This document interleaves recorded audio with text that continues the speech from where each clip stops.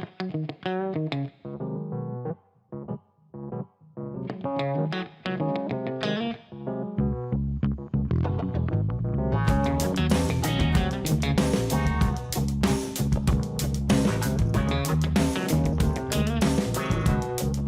Guy, welcome back. Why in our spoilers? The story continues to circle back to the fallout and scandal that Phyllis is already carrying on her shoulders. And that context matters because it means she is walking through Genoa City with her nerves exposed, her instincts sharpened, and her patience already worn thin. When life starts hitting Phyllis Summers from multiple directions at once, she does not become softer or quieter. She becomes more alert, more suspicious, more determined to control whatever she can still control.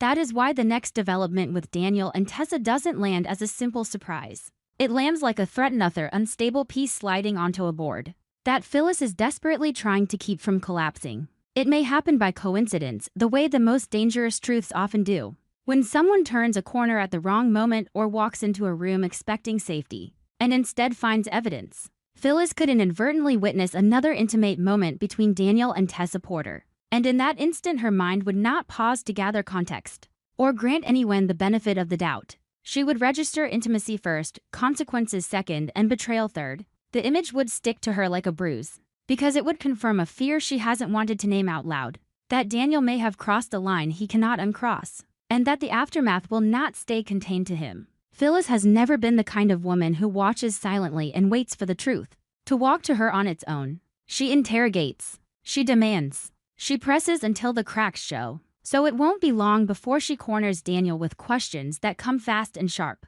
Not because she enjoys control for its own sake, but because uncertainty is what destroys families. And she has learned it often the hard way that secrets always grow teeth. Her horror wouldn't simply come from the idea of Daniel being close to Tessa. It would come from what that closeness implies, that Daniel may have slept with Tessa, that it has already happened, and that he may be stepping into a situation where the emotional damage will spread further than he is prepared to survive. Daniel, for his part, will likely reach for logic, because logic is the only shield that makes the choice feel less reckless. He can argue that Tessa is filing for divorce and trying to move forward after the split with Mariah, that she has effectively let go of the marriage, and that what happens next is her right to decide. He can frame it as two adults finding comfort in a moment when both are vulnerable. And he might believe that if he can define it cleanly, it will stay clean. He might insist that this is not betrayal if the relationship is already broken, not a crime if the paperwork is in motion, not a disaster if everyone simply accepts that endings are endings.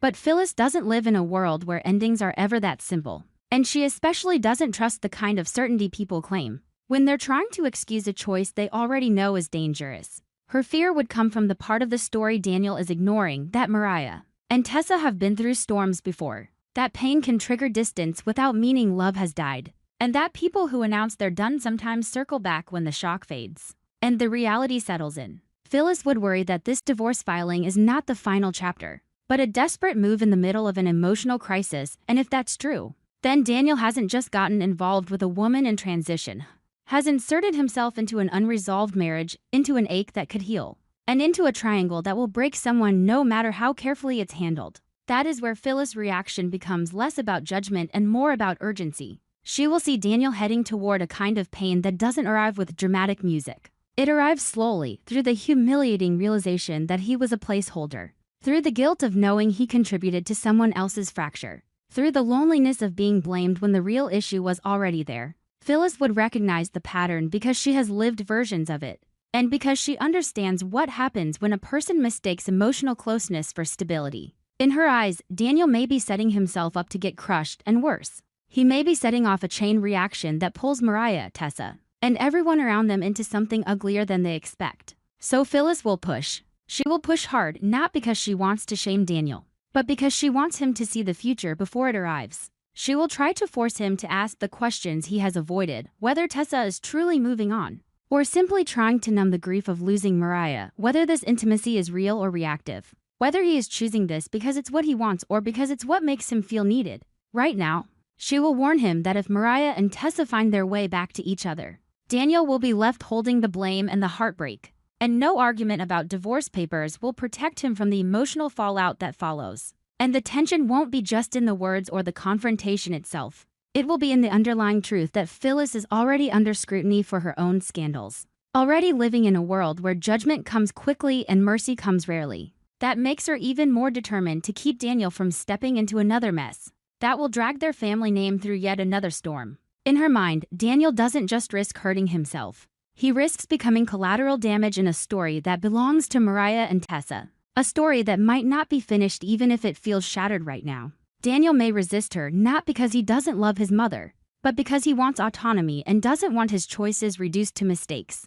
He may cling to the idea that he's doing nothing wrong, that adults are allowed to find comfort where they can, that life doesn't pause for perfect timing. Yet Phyllis will remain stuck on the one detail that changes everything. If Daniel truly slept with Tessa, then the line has already been crossed, and there is no way to uncross it. The next steps aren't about what they call it. They're about what it will do to everyone involved when the truth surfaces.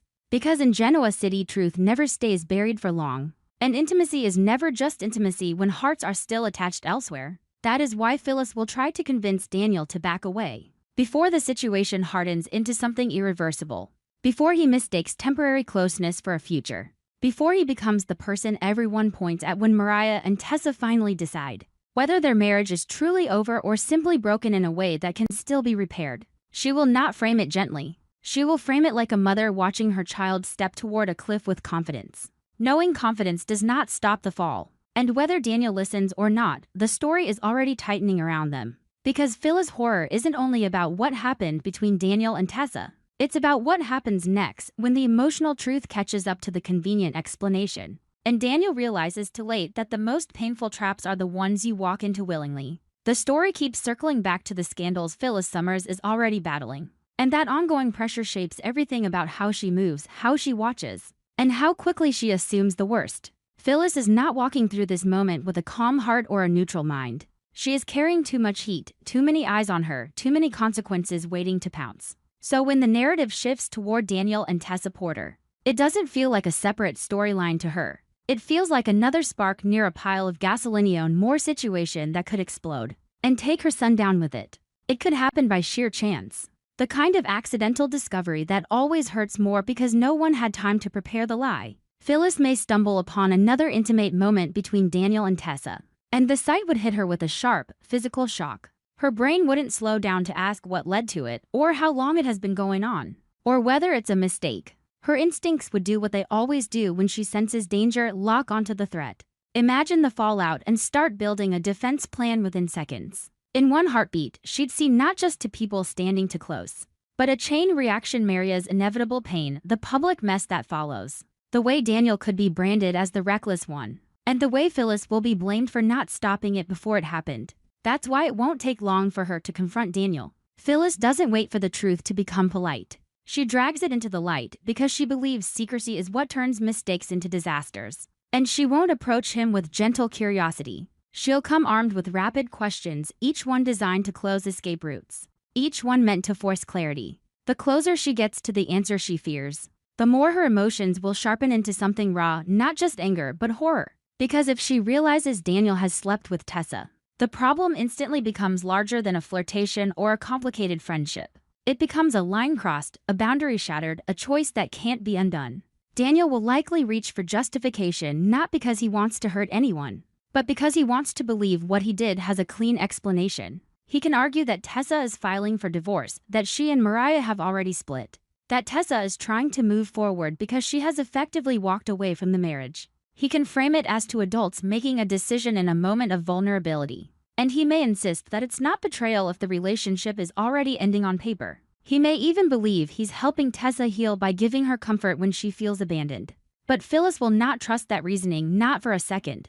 Because she knows feelings don't follow paperwork and heartbreak doesn't wait for legal timelines. What terrifies her isn't only what Daniel did, it's what he is choosing not to consider. She can easily imagine a future where Mariah and Tessa find their way back to each other, where the pain that pushed them apart becomes the very thing they eventually work through, where one emotional breakthrough changes everything. If that happens, Daniel won't be remembered as the person who quietly offered support. He will be the person who stepped into the middle of something unresolved. He will be the person who becomes the symbol of the wound, even if he wasn't the cause of it. So Phyllis' fear turns into urgency. She will see Daniel heading toward a kind of suffering that comes in layers, the guilt of knowing he complicated someone else's marriage crisis, The humiliation of realizing he may have been used as a distraction. The devastation of being blamed when the truth surfaces.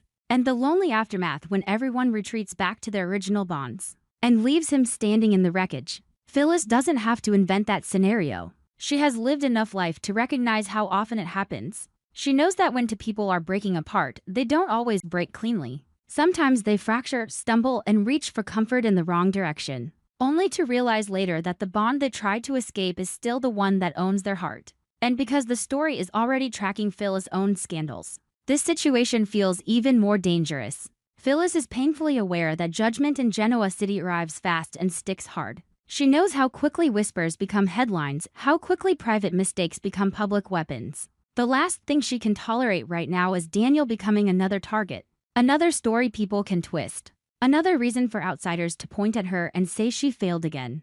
That fear makes her sharper, more intense, more desperate to control the outcome before the outcome controls them. That's why she will try to persuade Daniel to step back, to stop before it turns into something uglier and more permanent. She won't just be warning him about Mariah's feelings or Tessa's confusion. She'll be warning him about the trap of believing he's safe because Tessa says she's moving on. She'll be warning him about the way people rewrite history once their emotions settle. About the way a divorce filing can become irrelevant the moment love resurfaces. About the way Daniel could end up carrying the blame even if he thought he was simply living in the present. To Phyllis, this isn't about morality. It's about damage control, about survival. About preventing Daniel from stepping into a storm that will tear him apart.